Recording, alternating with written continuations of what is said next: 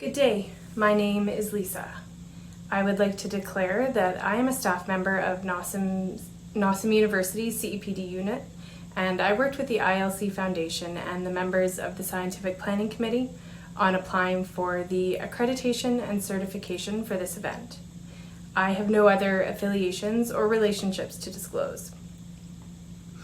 To give you some background about me and my journey, I'm 47 years old, I live in northwestern Ontario, and I'm currently living with an undiagnosed illness. I started experiencing signs and symptoms of this illness in the late 80s at about 14 years of age. The first symptom was joint pain in my right hip. It was so severe that I found it difficult to walk at times and would limp.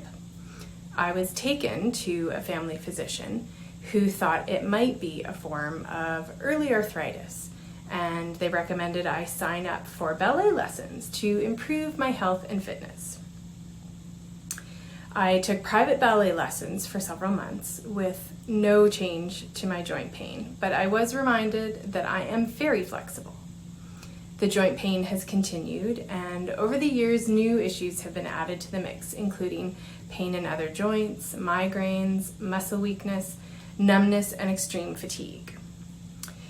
I also have a variety of rashes and other skin complaints. Today, I have been asked to provide a patient perspective on living with chronic disease with a focus on burnout. Specifically, I was asked to name the top 3 challenges that have impacted my life and to describe a few moments that made my journey less challenging. As you can imagine, this is no easy task for someone who has been undiagnosed for over 30 years. I have more stories about feeling ignored or gaslit than I do feeling heard and believed, but when they do come, the moments of clarity and understanding can be very profound. I would name my top 3 challenges as follows. In third place, having symptoms that change over months or weeks and are never conveniently present for appointments with physicians, leading to appointments where I'm dismissed or the severity of what I'm living with is diminished. Additionally, the majority of my symptoms are invisible, such as pain and fatigue, or difficult to assess unless they are visibly present for an appointment, such as rashes or numbness. In second place, being referred to multiple family and specialty physicians, so dermatologists, rheumatologists, internal medicine specialists, and so on, stretching out the timeline of my diagnosis as I wait for access to physicians who are either far away from my geographic location or who are local but with incredibly high patient loads and very long wait times. What I have found to be true is that each of these specialties does not see me as fitting in with their practice. My symptomology doesn't fit cleanly into rheumatology or dermatology or whatever other specialist I'm seeing. So I'm referred on to the next specialist or back to my family doctor, back to waiting and living in pain and hoping that the next doctor sees my symptoms, recognizes my symptoms, and can help me. And in first place is a very complex symptomology and comorbidities that lead to difficulties in communicating in a succinct and organized way to physicians. Communicating the whole picture without sounding like I have a severe mental health illness by providing an overwhelming amount of information. I have documented over 40 symptoms that I experience, most falling into the broad categories of autoimmune-like symptoms or neurologic-like symptoms.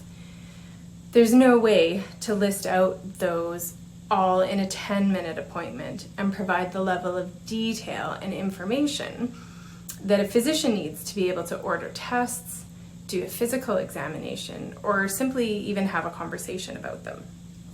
So then what I typically experience is being asked which of the symptoms is the worst, so that symptom can be investigated. I am also frequently asked if I would like a prescription for antidepressants, even though I don't feel depressed.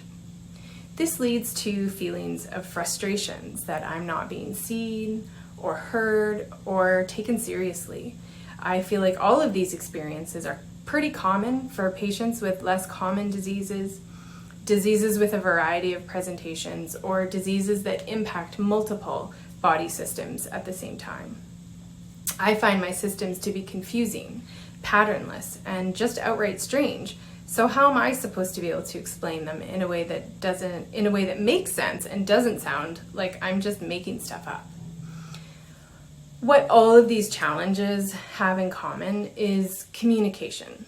Specifically, my ability to communicate effectively about something that I do not truly understand.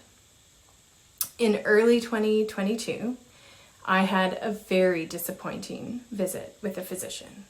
A multitude of things built up right before the appointment that put me in a state of extreme stress. I had to fly. I had to navigate an unfamiliar city. I had to wander around and wait for hours before the appointment because COVID restrictions were still in effect, so there was no public seating available to me anywhere. Needless to say, by the time I was in the exam room, I was in so much pain and so stressed out that I was on the verge of a panic attack. I did a terrible job of talking to that physician about the issues I was experiencing, and it was not productive at all. That visit ended with me feeling like I had wasted her time and my time, wasted money on the trip, and accomplished nothing. I was no closer to help, no closer to a diagnosis.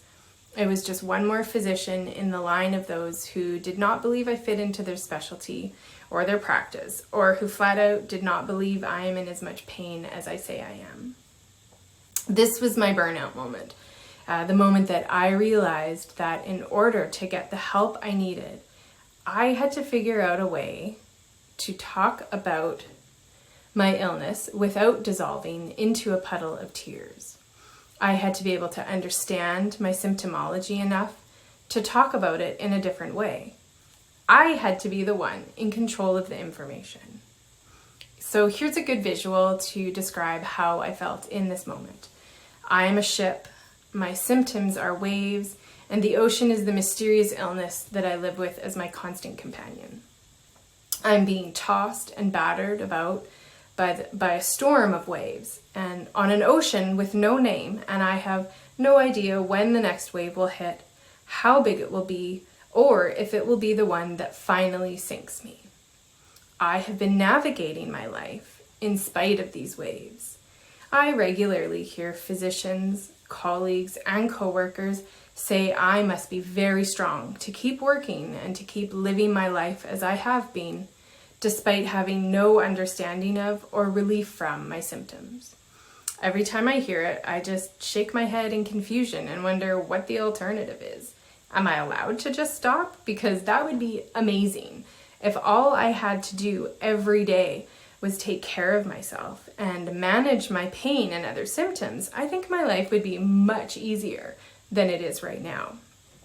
As it is, I have pared my life down to be as small as it can be.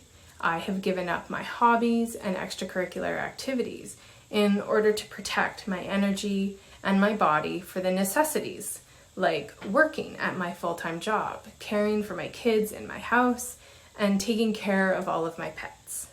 Thankfully, I have very understanding friends who are not hurt by my irregular social appearances. I have even managed to find success in many areas. I'm really good at my job, my house is not a complete disaster, and my dog is very well exercised. But there's always the thought of that next wave looming over me. I move ahead in my life because I don't know any other way to approach it, and I have never been given permission or instruction on how to do it differently. Now that I have had this revelation about my need for understanding and how it relates to my ability to communicate, I have a sliver of hope. I have a course to plot and follow, and a belief that if I can improve how I communicate with my doctor, I can help move the process forward. If I can present the whole mess in the right way, they might see something that puts us on the right path. I took this revelation and used it to create some tools for myself. First, I started keeping a photo diary on my cell phone of all the physical symptoms I was experiencing.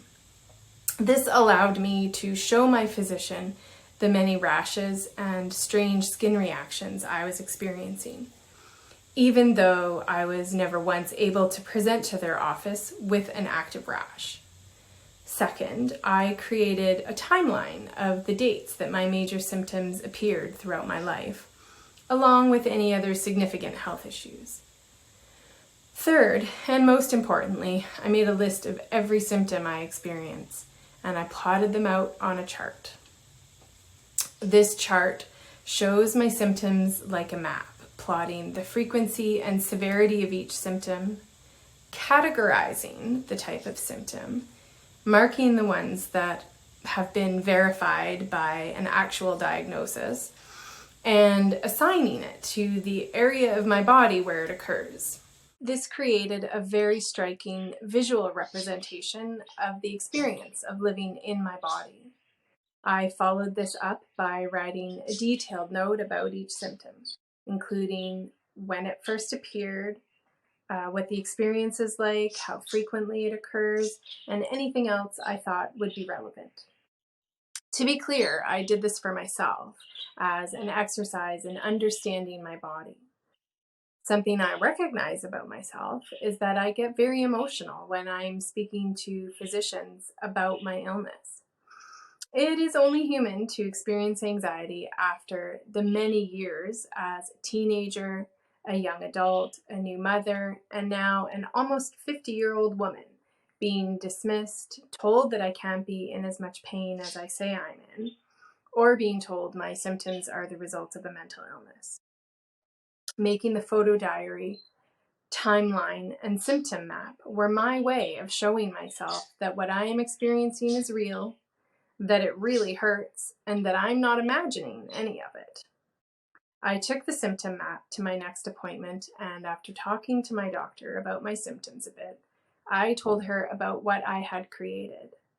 I explained that I made it for myself, so I could try to better understand and categorize the things that I was experiencing, and so that I had a way to present all of the information at once.